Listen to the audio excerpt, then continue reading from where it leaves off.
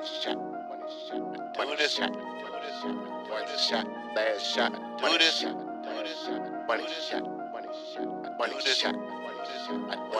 in my key profession on the key possession. I'm OD aggressive when I run the rock.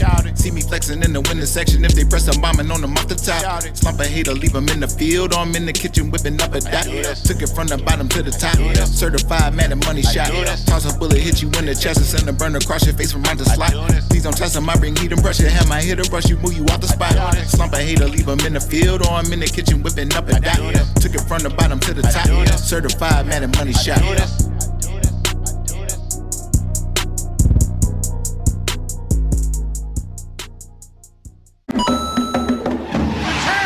If you guys are looking for fast, cheap, reliable MUT coins, check out my coin sponsors at MMOXP.com and use discount code MONEYSHOT for 6% off your order. Link in the description below. The champ is here! Welcome back, Money Team. This is Mad Money Shots. It's about the Madden cheese as always. In today's video, we got a bit of a revenge tour as I just happened to get back-to-back games facing the two teams that beat my Philadelphia Eagles in real life.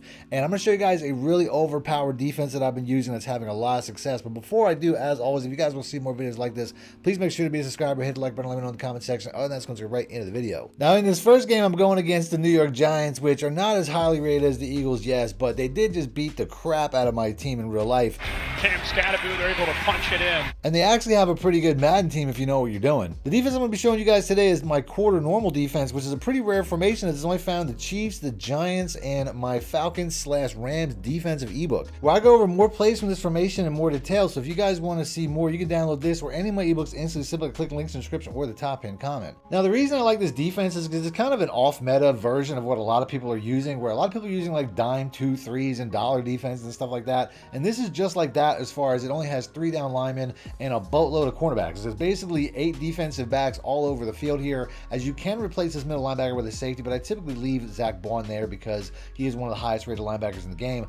But you definitely want to make sure that you have your fastest cornerbacks in these slot positions, because these two positions here are going to be the areas that make the most plays. The base defense that I like the best out of this formation is the Overload 3. Now, I'll show you the setup in a minute, but at the start of this game, my opponent is basically just quick hiking me and taking short throws all over the field, as Cam Scatterby is doing backflips in real life and the game. But I first want to talk about why I like this defense and this coverage. As you can see here, we basically have like a loose defensive front, but if I simply pinch the defensive line, which is D-pad to the left and down, the cornerbacks come down to the outside automatically without me having to move them manually, as this looks going to be really good for outside edge containment when it comes to run plays, but it's also going to be a very easy way to set up blitzes, as this looks just like a 3-3-5 penny, only this time we have cornerbacks on the outside instead of outside linebackers, which are going to be much faster and also much better in coverage if I drop them into coverage. The other thing I like about this play is the fact that it runs cover 3 match, which is one of the best matching zone defenses in the entire game, as one of the traditional weaknesses when it comes to cover 3 is the area between the safety and the cornerback, but you're going to see how this seam flat here is going to match this receiver perfectly and run with him stride for stride right at the seam, taking that away. On the other side, he's not running up the seam, he's just going to run a simple out route, but you're going to see how this seam flat's going to match the exact same way, essentially covering everything across the board, leaving nothing open and forcing my opponent to take off with the quarterback instead. The only other real weakness of this defense is the short area underneath the dropping cornerback, so on the next play when I see he tries to throw to that area, I just jump it with my user. Gotcha, bitch! And we're going the other way for a pick 6 with Ed Reed Blankenship, or at least it would have been if my opponent had the same heart as the real New York Giants. Oh, come on, don't go! Next up on the revenge tour, we have the Denver Broncos. But I started this game out on offense, and I'm going to be using a formation called the Gun You Off Trips, which is a formation that I already covered in a practice mode style video where I showed you guys a one-play touchdown against every single defense in the game from this formation. So if you guys want to check that out, I'll have that popping up in the top right-hand corner right now as well as on screen at the end of the video.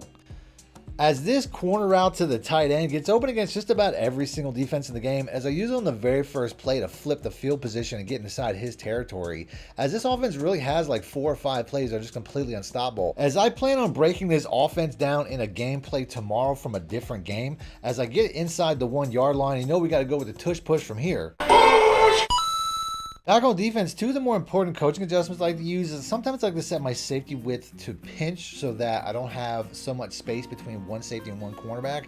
And I also like to set my safety depth to close so that my safeties can get into more passing lanes and get more involved into the game. My opponent in this game starts off a lot like my last opponent, running the ball and also hitting quick dink and dunk type pass plays underneath, outside, or sometimes over the middle, as I don't want to commit to playing underneath this early in the game. So instead I decide to send a little pressure, as you can blitz this middle linebacker here, and this setup here will allow you to basically take these two defenders on the left side of the blitz and do whatever you want with them. So I'm going to put this cornerback here who was blitzing into a hard flat to create a Mabel concept, while also using the defensive end next to him, as I could also put him into a QB spy, which I do from time to time. But on this play here, I'm just going to drop back into coverage with him. And since all his receivers are on the other side of the field, I know that I have to drop back into that area, as we do get some pressure right up the middle, forcing a quick throw, and I get a knockout on the closest tight end to the line of scrimmage. Nope. Another way to stop short throws underneath your cornerbacks is simply to play underneath with a wire triangle down the right stick, which is going to leave your seams vulnerable. But against an offensive formation like this, where he's tightly condensed and the receivers are all next to the line of scrimmage, they really can't threaten the seams. So I take it a step further and press the entire defense, as I know that he's most likely going to run the ball from this look anyway, and now we're shutting down his run game as well. On 3rd and long, we send that exact same blitz, and you can see how we get the linebacker and the cornerback in free,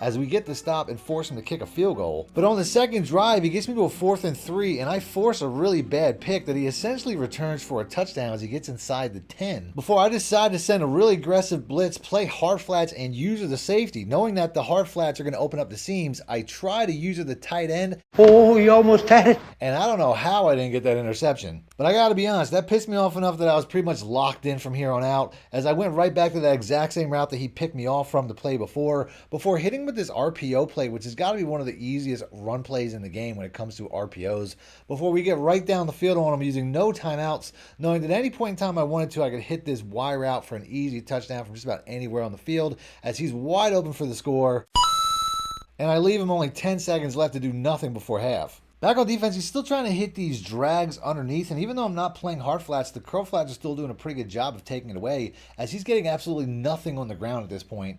Then on 3rd and long, you really put this defensive end into any assignment you want with this blitz. So I put him into a vert hook, and he almost makes the play, except he doesn't make a tackle. Then on the next play, I put him on a vert hook once again, and I don't know how many times this guy's going to buzz a ball right past my defender's ear. What? I mean, what does it take to get a pick animation here as he gets into my territory? And now he's running a lot of hurry up on offense, which is fine by me, because like I said, this is a very easy blitz to set up, as all I really have to do is pinch the defensive line, and I'm already ready to go, as I decide to keep sending the blitzing middle linebacker, and he gets a stop for no gain. And on the next play, you can see the versatility of these matching seam flats. As on the next play here, this is not a hard flat. Got him! As you can see that he did not play down right away and only reacted to that flat once the running back turned upfield, as we get another pick 6 from Blankenship. Back on defense, he's still trying to beat those seams, since that's pretty much the only thing available, as he gets inside of my safety and prevents the knockout with a safe catch before going right back to a hurry up. Now, when somebody's doing this a lot of times I like to switch over to my second favorite play, which is the under smoke, which is another really good play from this defense that I basically created this defense from. So if you guys want to see another defense that works really well from this formation, I will have links popping up in the top right hand corner as well as on screen at the end of the video, so stick around for that. As I mix this in so I don't have to do a lot of adjustments, as it's basically just a man coverage. I don't really have to do too much as we get a knockout on the next play. As I'd rather the time that you get when you come out of the huddle to set up this blitz, as you can see, we get an instant A gap as he gets it out to the tight end for a very small gain, because as he uses the no huddle more and more, it's getting harder and harder to set up all the adjustments that I want and also get to use of the player that I want, as I give up a big play over the middle because I was still making my adjustments. So I instead switched to the under smoke quite a bit, because it's basically the same idea. As you can see, we get the same blitzing A gap when it comes to the linebacker, and we still have the cornerbacks blitzing to the outside. So it's basically the same play with less setup, and in my opinion, probably a little bit lesser when it comes to the actual coverage, as I want the time that my opponent has walking to the line of scrimmage to basically make all these adjustments. As you can see on the next play, I have a Mabel concept on the one side while I'm also using the blitzing cornerback, meaning that I'm not going to get as much pressure, but I'm going to have a lot more coverage for this critical 3rd and 8. But luckily, we get a shed and a sack with only 3 down linemen rushing anyway, as he has to kick another field goal. Loser. And now my man needs to get a stop, so he's sending an all-out blitz as he's hitting me with an Overstorm Brave that works pretty good, as I can't run it on the first play, and I get sacked instantly on the second play. So on 3rd and a mile, I got a choice to either hit that Y route, which will probably be wide open, but instead I decided to put the running back on a wheel route. Break yourself, fool! And I don't know how he caught 95 speed Saquon Barkley, but that's game as I'm now in field goal range. So we just run the ball a few times, kick the field goal, and call game on that with a 2-possession lead, leading with only about 20 seconds left to do nothing. So that's the video, but if you guys want to see more about the offenses and defense I was using in this game, so I have that popping up on screen, so just click links. Until next time, thanks for watching, man. My shit out. Need more help or just want to show your support? Then head over to my Patreon and join my team, where you can get exclusive content like ebooks and bonus plays, as well as early access to my vids and more. Link in the description below.